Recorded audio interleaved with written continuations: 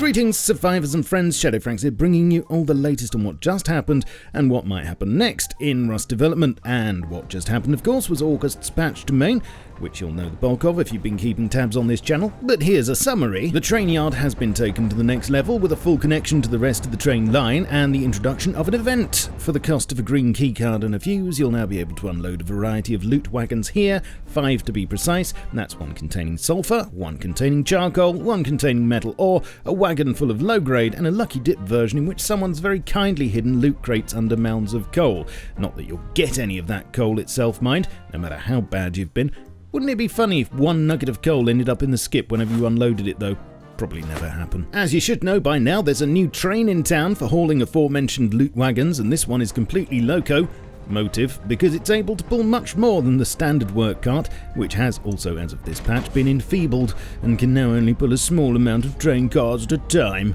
Bless. As for loot yields, this is all still subject to change, I guess. Not that that'll stop you moaning about anything, but there you go. Also, in future, a few other monuments will be getting hooked up to the train line as we go forward. As shown last week, flashbangs and mollies are now in, but unlike last week, they are now fully functional and don't bulk the entire game. Both are on the tier 2 workbench tree, as you can see here, and here are the crafting requirements. The molly is self-explanatory, and as well as remote barbecuing, can be used to attack wood as well, with 2 being sufficient to de-dorify a primitive dwelling, and the flash doesn't do much damage in itself, just provides a nice high dose of sensory overload. Talking of which, lots and lots of monuments now have light switches for you to fumble around for. Actually, they are lit up in their own right, so it shouldn't be too hard. This not only promotes energy-saving habits, but could also give rise to the old stab-in-the-dark situation. In other changes, wooden sign models have had a refresh and are a bit neater, it seems, whilst maintaining their rustic charm. Scrap tea is now a stronger brew. It yields a bit more scrap and lasts longer.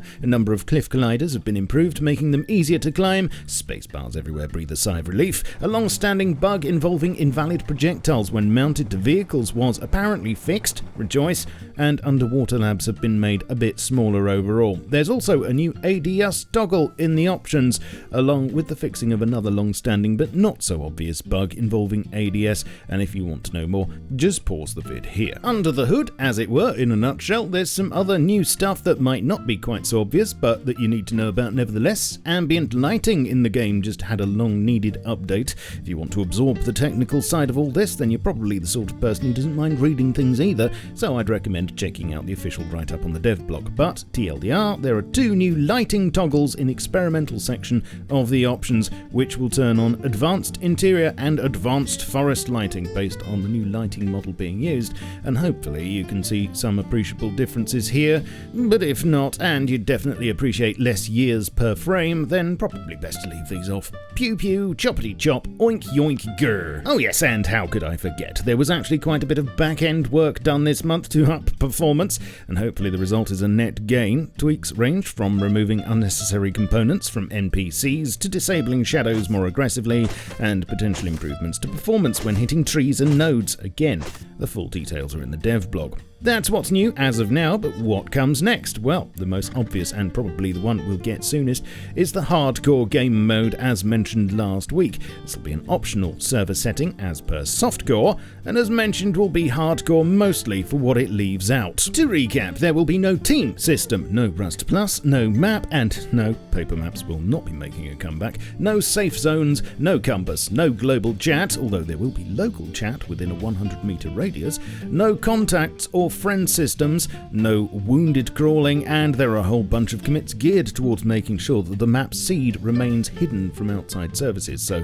no grabbing an image of where you are, although I'm sure someone will at least attempt to bypass this somehow, or I'm not a horse who eats at least 5 pies a day. Hardcore mode should be hitting a branch on staging in the next couple of weeks for testing out, so stay tuned for updates. Looking further into the future, work still continues on pets, the Nexus system for travelling between certain servers, the zipline trees branch, which I believe is about stopping trees from spawning in the path of a zipline, and lastly, this rather intriguing commit that popped up yesterday.